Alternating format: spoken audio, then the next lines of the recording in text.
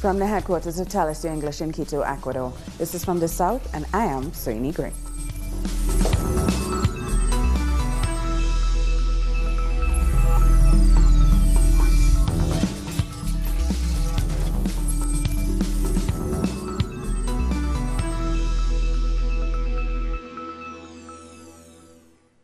One day after President Nicolas Maduro was sworn in for a second term, Venezuela has condemned a resolution passed by some members of the OAS to declare his presidency illegitimate. In a statement, the Foreign Ministry said the decision sets a dangerous precedent and endangers peace and stability in Latin America and the Caribbean. It said it was a violation of international law and that only Venezuelans at the polls can choose their president and decide who is or isn't illegitimate. Meanwhile, Venezuela has been bolstering its international alliances. The Vice President, Delcy Rodriguez, met the Palestinian Foreign Minister, Riyad al-Maliki, along with the Palestinian ambassador in Venezuela, Linda Soba Ali. Both nations reaffirmed their ties of cooperation and solidarity.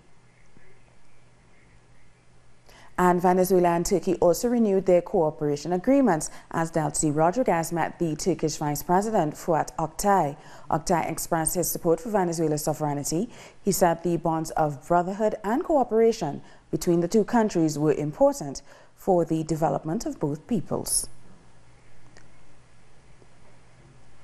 The UN Secretary General said he will continue to work with the government of Venezuela following the swearing-in of President Maduro, who will be in office for the constitutional period of 2019 to 2025.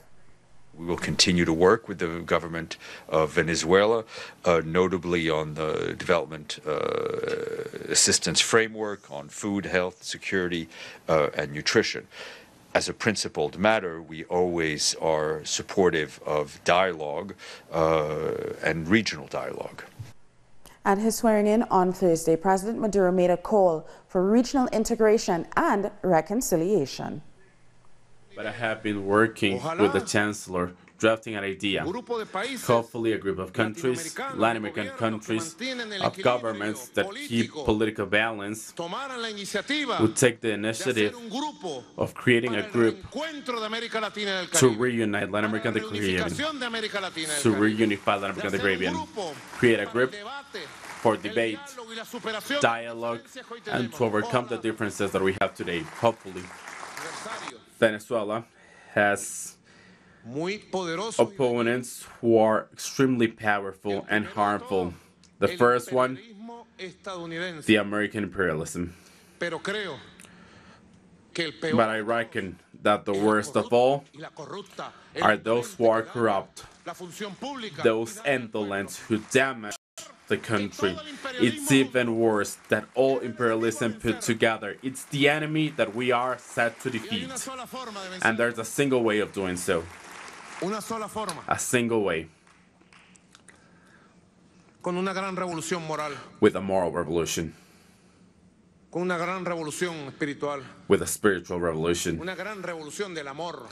A revolution of love. Love. Love for the nation.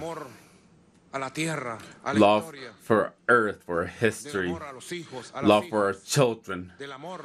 Love for our grandchildren. A great revolution of love that will change spiritually to position us in a higher position. From this revolution that needs important changes and it's a new beginning that will renew the hope, renew the energy, that expands the strength towards a noble country. Thousands of Argentines marched in Buenos Aires in condemnation of President Mauricio Macri's austerity agenda. The demonstration is the first of several planned as neoliberal policies continue to strangle the country's economy. Inflation has risen over the past year and the peso has lost 50% of its value. Macri reached a deeply unpopular agreement with the IMF for a $57 billion loan. The terms of the agreements mean that the Argentine government is restricted and has to pursue a deficit of zero for 2019. The thing is that it's not only the rates, it's also precarious work, a lack of work, the closure of companies, and the cost of food that has increased in a disproportional way. Members of Argentina's Mapuche community are suing international oil and gas companies for environmental damage in Patagonia. Illegal fracking waste dumps in ancestral land are putting local communities and wildlife at risk. The waste is said to have come from the nearby Vaca Muerta site. Nearby, we have a landfill that is completely polluted. The companies discard everything in the land and then cover it once it's there. And Mexican gas stations have started running out of gas after the government's campaign to crack down on pipeline fuel theft. In the Mexican capital, citizens have had to queue up for kilometers and hours to get gas. Gas problems began last weekend when the operation started. The campaign includes providing military escorts for fuel trucks and shutting down pipelines to look for ways to prevent cartels from siphoning off gas. Illegal fuel. A norovirus outbreak has caused close to 300 people on board a Royal Caribbean cruise ship to fall ill. Some passengers began experiencing symptoms associated with food poisoning after they were treated to an on-land lunch buffet in Haiti, which was hosted by the Oasis of the Sea ship. The next day, the vessel docked in Jamaica, but passengers say they weren't allowed to disembark, and officials canceled the cruise. Option, it's right next to all the fun stuff on the sports deck. In St. Kitts and Nevis, the case brought against the opposition leader continued in the High Court on Thursday, with 3 expert witnesses on Dominican law testifying. The High Court is to determine whether Dr. Denzel Douglas, through the use of a diplomatic passport issued by Dominica, is under allegiance to a foreign power. Under the law, an elected member of parliament is not allowed to hold dual citizenship. Dr. Douglas is arguing that he has neither taken an oath of allegiance nor became a citizen of Dominica. I am within the 4 walls of your advice. And the government of Dominica is moving full ahead with the construction of a multi-million-dollar airport. Prime Minister Roosevelt Skerrit has assured citizens that the government has set aside funds to purchase the land, which is valued between $50 and $60 million. This later commitment follows a number of promises made by this administration over the past decade regarding the construction of an international airport. And the island of Grenada achieved a historic milestone in 2018, welcoming more than 500,000 visitors. Spread across key markets, the combined cruise, yachting and stayover arrivals for the last year was just over 529,000, a figure that represents a 13% increase over 2017. It's the latest surge for Grenada, which posted 8% economic growth in 2017 as well, among the highest continued growth rates in the Caribbean. And international experts are optimistic for Bolivia's economic growth in 2019. The IMF projects an increase larger than the last 5 years. The IMF, along with the World Bank and the Economic Commission for Latin America, have all forecast a robust outturn that will propel Bolivia's economy. This would mean Bolivia having one of Latin America's highest gross domestic products. We used to be lagging behind in growth. Now we are first. Inflation is projected to be 2.7%. It is the lowest inflation rate in Latin America, putting Bolivia ahead of other countries grappling with ballooning inflation.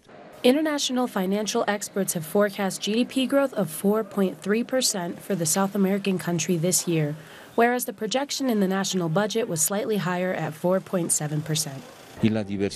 The economy is diversified. We do not just export raw materials, but we are obviously industrializing as well. The lithium industry and gas extraction projects, among others, have considerably driven economic growth. The country's extraordinary resources are the main drivers of the economy. The nationalization of hydrocarbon companies and other strategic entities in 2006 has strengthened reserves. This has helped finance a robust industrialization project. In the last few years, the financing of these investment projects has mainly been done through internal resources. That has changed radically because before the largest portion of financing came from outside. However, the tax deficit is projected to be quite low. The state in its budget projected a 1.4% reduction from last year's fiscal deficit of 6.98%. New investments of more than $9 billion, which is significantly higher than the previous years, are also expected. We'll take a short break now, but we'll have more news after this.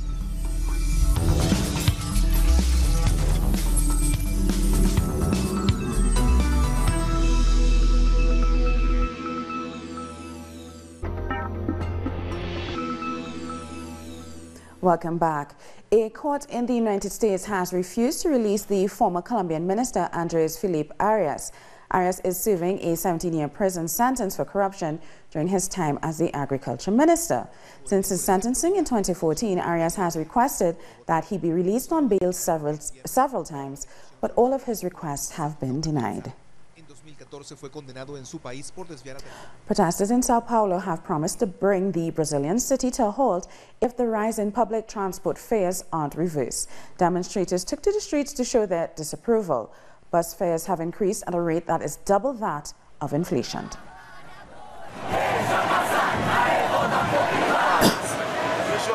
Bruno Covas and João Doria want to show strength increasing the inflation rate. The buses do not have air conditioning and they have broken chairs. There are no bill collectors. They have to increase a lot of quality, but the price does not have to increase. They want to get the workers to give even more to the bourgeoisie, and that's why we're on the streets. And we will follow the streets and say no. 430, no. 430 is a robbery. We will win. Nicaragua tops the list of countries which have reduced gender inequality. Support for women has been one of their key policies. Tanya is currently living in the capital, but her mother is a cacao producer in Azlala on the Caribbean coast. They produce their own raw materials and together have transformed their resource, cacao, into artisan chocolate. They're considered to be women entrepreneurs. One of the benefits that we see are that women are being recognized as also being able to build projects and businesses, not just as maternal figures in a family, rather as producers, businesswomen, professionals, and social leaders. They aren't the only women setting up their own projects. Sonia Castro works in the health sector, an area in which women occupy 66% of roles, meaning social programs have been made possible through the societal transformation. The health program strengthens against things that cause women's health deterioration. In 2006, 115 women died during childbirth. In 2018, there were 47 deaths. That means we've reduced the figure by nearly 60% in real terms. There are a series of programs run by women, and it's not just in health. Women are also involved in Plan Techo, a program to deliver basics to households in need, as well as other initiatives. Women have the opportunity of microcredit to develop their abilities, and if they're pregnant or ill, they can keep moving forward. In 2007, Nicaragua was ranked 90th for gender inequality. 7 years later, in 2014, it was in 6th place. In 2018, in 5th. In the Central American country, women have an important role to play in national politics. Paula Quist, presidential advisor, highlights the Sandinista government's plan. The gap has closed for poor women. We have 103,640 women participating in the government's microcredit program, which has allowed women to become artisans and start businesses, narrowing the gender divide through small businesses.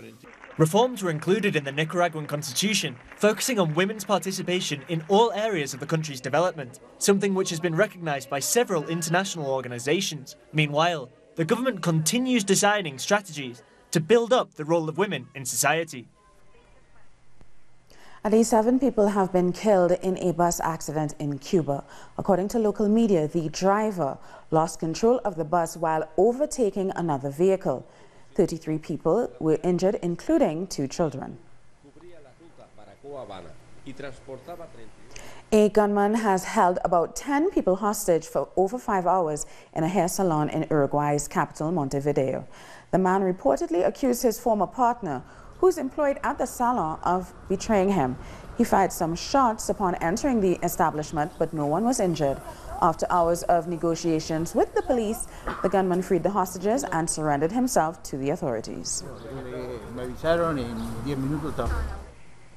Primary school students from the Mayan indigenous community in Guatemala will not be able to attend school for the start of the new academic term because classrooms lack teachers and essential materials.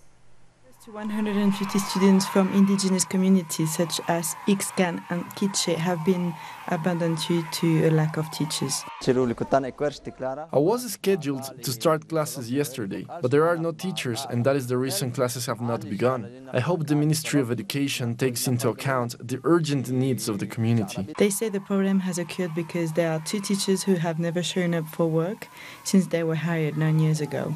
However, they still remain employed as educators under Regulation 011.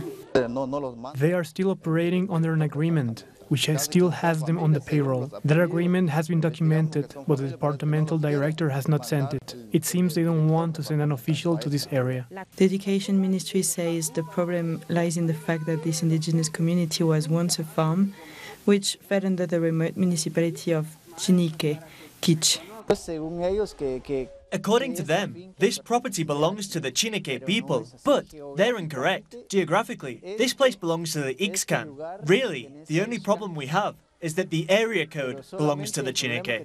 Authorities from the Departments of Education say they are, in fact, aware of this problem and have vowed to rectify the concern soon. They will submit a remedial proposal during the 2019 cycle.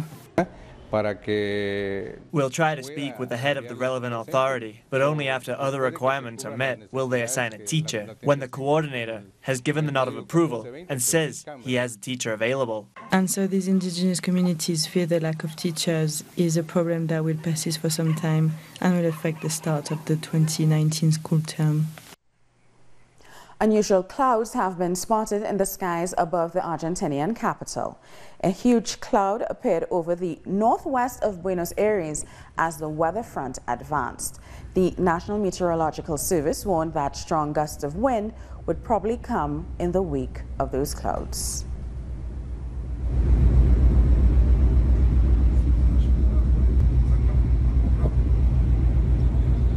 Looks like a celestial ladder. Time for the second break of this newscast. More news in a minute.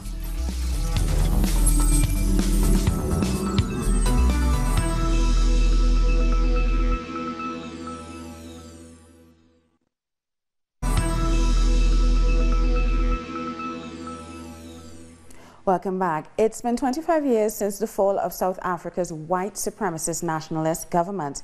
The late global icon Nelson Mandela became the first black president in 1994, ushering hope after decades of colonial and apartheid oppression for the majority of black people. Our Telesur correspondent in South Africa, Matuba Malatsje, looks at how the country is dealing with its very painful past. The country is still grappling with the stubborn legacy of apartheid, which includes massive inequality. The gap between the rich and the poor grew after 1994. It also appears the political power handed to the liberation movement did not do much to decolonize the country. Policy choices that the ANC made is partly why we sit with the inequality that we had. So, for example, the ANC did not introduce free compulsory education when it started, and that would have been a way to empower those who are locked out of the economy with the necessary skills to be absorbed. In its first few years in power, the ANC government chose a patriotic black bourgeoisie, which included current President Cyril Ramaphosa, to try and de-racialize the economy. What you had was white established interests who used black people as the acceptable faces to be able to do business with government. So you had the creation of a comprador bourgeoisie. Not only did the white minority population thrive economically after independence, their history, which many black South Africans would rather forget, was also preserved. This is a school named after the architect of apartheid, Hendrik Verwoerd, who was the prime minister in the 1940s. The school now admits black children. In fact, most of the children who go to the school are black. One of the many ironies of post-apartheid South Africa. Political analyst Angelo Fick says while there was never a denazification process, the ruling ANC has made strides in changing lives of millions of people. Research in South Africa tells us that 6 out of every 10 South Africans recently polled indicate that they would vote for the African National Congress in the upcoming elections. And I think too often we judge the party by its spectacular and very public failures. And ordinary South Africans certainly judge the party by that, but they also judge the party by the very specific changes that have been brought about in their lives over the last 25 years. The symbols of apartheid and colonialism, like the building here behind me, continue to haunt South Africa 25 years after democracy. With elections on the horizon, it remains to be seen if the people of this country will give the ruling ANC yet another mandate to fulfill the promises of 1994. Matuba Mahlachi, Telesur, Pretoria. Public sector workers have protested against the U.S. government shutdown in the capital, Washington, D.C. Demonstrators demanded a return to work as the shutdown enters its 20th day. Government employees are unable to work during the shutdown and have not been paid. Donald Trump's administration has refused to work with Democrats in Congress until they approve $5.7 billion in funding for a wall along the U.S.-Mexico border. We want to work with pay! We want to work with pay! We want to work with pay! Meanwhile, President Trump has visited the U.S.-Mexico border, hoping to build support for his wall. They say a wall is medieval. Well, so is a wheel. A wheel is older than a wall. And I looked, and every single car out there, even the really expensive ones that the Secret Service uses, and believe me, they are expensive. I said, do they all have wheels? Yes. Oh, I thought it was medieval. The wheel is older than the wall. You know that? And there are some things that work. You know what? A wheel works and a wall works. Nothing like a wall. Thousands of students in Belgium marched to protest against the effects of climate change. Representatives of the European Parliament were in attendance as demonstrators demanded greater European Union involvement in combating global warming. We think we can't change the political climate without changing the system. Otherwise, it won't work. They all just think about money. And if they only think about money, they are not thinking about the weather. So we need to change the system. The United States Secretary of State's recent remarks about the U.S. being a benevolent force in the Middle East has landed him in hot water. Sayeb Ikrat, Secretary General of the Palestinian Liberation Organization, is describing as false Mike Pompeo's statements affirming Washington as a benevolent force in the Middle East that only looks for peace between Palestinian territories. Ikrat says any plan which unilaterally declares Jerusalem as Israel's capital, that considers Israeli invasions as legitimate, and that also forbids the return of Palestinian refugees is not only an offense to Palestine, but also to its cause. Mike Pompeo has visited Cairo as part of an official tour of 8 countries in the region. Egypt was his third stop. While there, he held talks with Egyptian President Abdel Fattah el-Sisi and the Foreign Affairs Minister Sameh Shoukry. During the meeting, Shoukry assured Pompeo that Egypt will continue supporting the Palestinian cause during the conflict mediation. Let's remember that under Trump, the U.S. stance against Palestine has been even more hostile. Since the U.S. Embassy was moved to Jerusalem, confrontation between Palestinians and Israelis has significantly increased.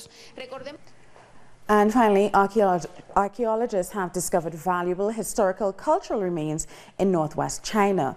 They include bronze ritual vessels and bells, stone chimes, wooden musical instruments, and other artifacts made from gold, jade, and lacquer.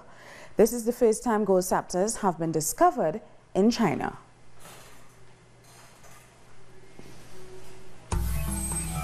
And with that, we've come to the end of this news brief. For these and many other stories, you can find them on our website at telesierenglish.net.